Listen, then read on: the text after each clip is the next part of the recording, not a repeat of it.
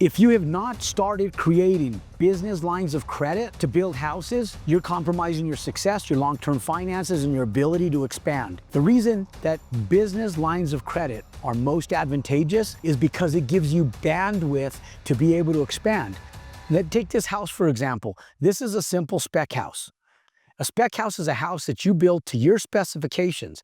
Now, with those specifications, you have the ability to build what the market needs, not what the market wants, and you take the long-term profits. But the biggest thing is that if you're waiting for a third-party bank to get a construction loan and lending on these assets, what ends up happening is you burn months for underwriting. Not only do you burn months, but you can only get one of those construction loans at a given time, especially in the beginning. Now, as you grow, if you don't have business lines of credit, you're utilizing your own credit to get these construction loans. So in order to grow exponentially and have the ability to utilize and leverage the revenue from your business, you have to create a business line of credit. The first build I ever did, I did it cash. I took a home equity line of credit out for $75,000 on a rental home that I had purchased to be able to utilize as an investment. I took $75,000 out of that. I had another $65,000 in my bank account that I could utilize. I did an owner finance contract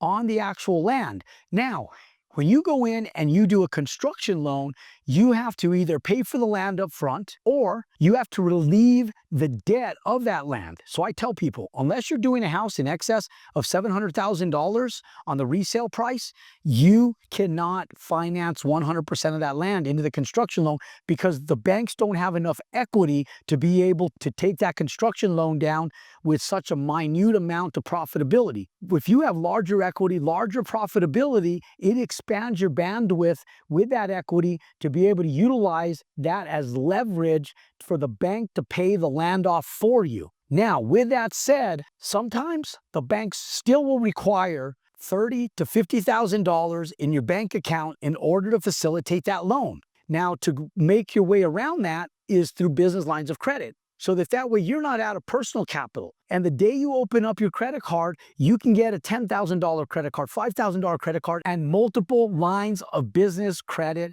through credit cards or just through unsecured business lines of credit. And so when you have those, you have options. Those options give you the ability to expand.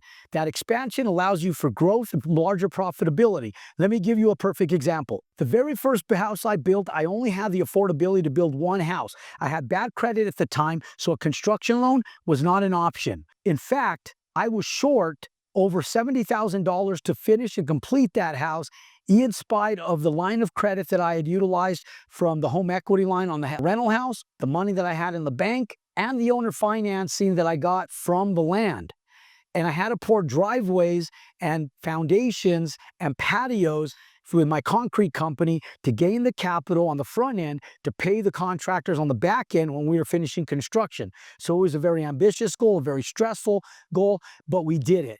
And in fact, we ended up and we did 2 homes post-construction of house number 1 because we were able to take the profits and what we had already put into the first build to build 1 full house cash out of pocket. Now, I didn't know anything about business lines of credit in that day and age, but I will tell you that I was about $200,000 short of being able to fully complete 2 houses at the exact same time, but I still took it down anyways.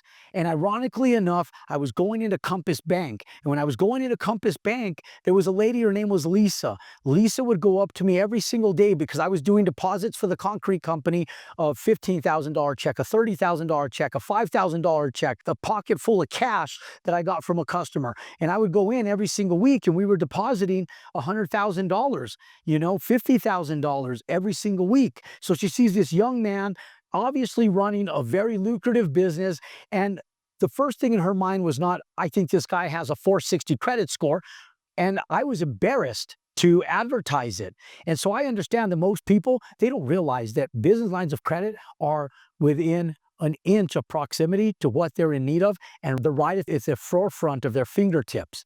But most people don't believe that's the case. Most people think that they're not worthy of those business lines of credit. I'm telling you right now that you are worthy of those business lines of credit. So we took the 2 builds down. This is house number 2. We did for house number 1. Now we're on house number 2 and house number 3. We're doing house number 2 and 3 at the exact same time in exact sequence, and it's 4 months post-construction of the beginning of house number 1. So we did house number 1, made an $87,000 profit or thereabouts. Then we went in and took down build number 2 and 3 at the exact same time. We went in and put owner financing down on 2 lots.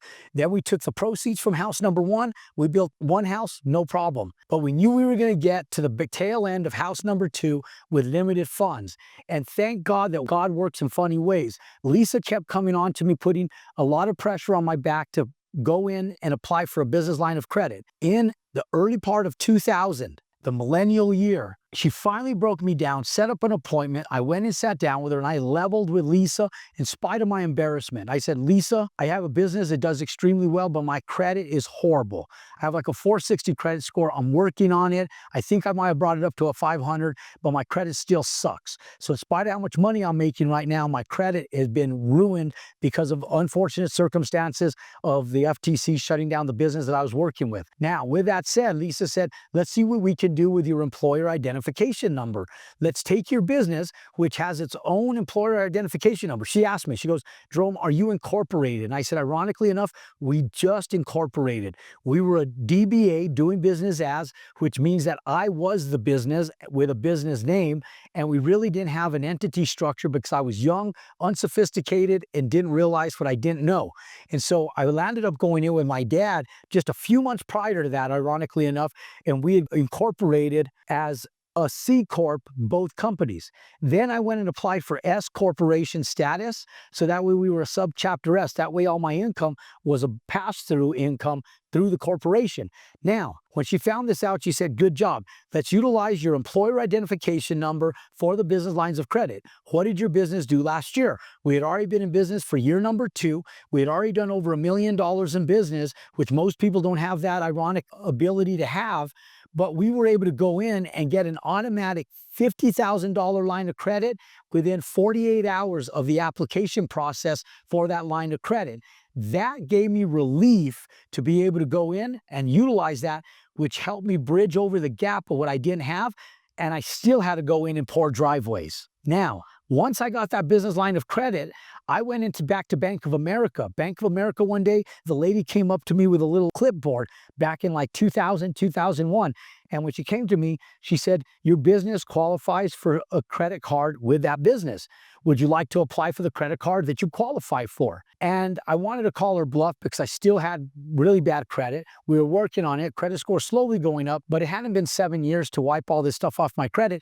But I went ahead and applied for the credit card anyways. And ironically enough, we landed up getting a business credit card with a $30,000 limit with our very first application. When that happened, we went back to Compass Bank, applied for another credit card, and we got $20,000 from Compass Bank. So now we have $70,000 in business lines of credit from Compass, 50 in an unsecured business line of credit, 20,000 on a business credit card. I have another one from Bank of America for $30,000 plus all the capital that we've generated. By this time, we had finished house number 2 and house number 3, and we had just made over $90,000 per build between both builds. So now we have close to $300,000 in overall profitability from 3 builds, plus all the hardworking cash and capital we created through going in and pouring concrete, and the money that we had originally used from our original line of credit and our original capital that we took down the very first house with. Then we got into house number 4, 5, 6, 7, 8, and 9. We went from doing 2 houses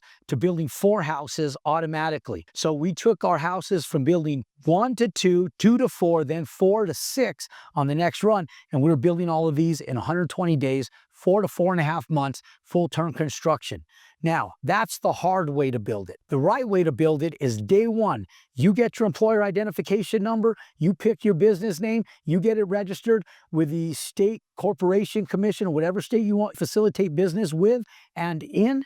And then you get your employer identification number. The day you do that, you go back in, you apply for your DUNS number with Dun & Bradstreet. That's super important. It'll cost you a few $100s to do. And you register for $300 with a Better Business Bureau.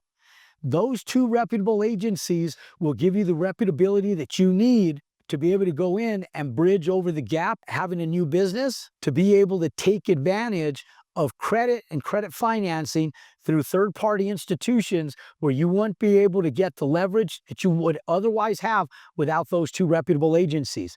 And now it's time to go in and start applying for credit cards, business lines of credit, and trade reference. Now, what is trade references? Trade references come from your trade creditors that are giving you trade credit at supply houses and material vendors. When you go in and you buy your drywall, your concrete, your refrigerators, and all your appliances, when you're buying your roofing material, you go in and you get lines of credit through your trade professionals. They will go in and also help you with your business lines of credit. But if you're not going in and expanding your bandwidth for business lines of credit, you're otherwise slowing down the process of success in going in to build long-term wealth, because you're doing it one by one, an individual build, slowly by slowly, and it's hindering and slowing your overall process of growing and developing long-term wealth. Ladies and gentlemen, for more content just like this, it gives you ideas for financing, building, and real estate success. Click and subscribe to my YouTube channel. Comment down below. If you're watching this for the second time, put hashtag repeat. Go out, crush it. God bless you. And until next time, go out and compound your success.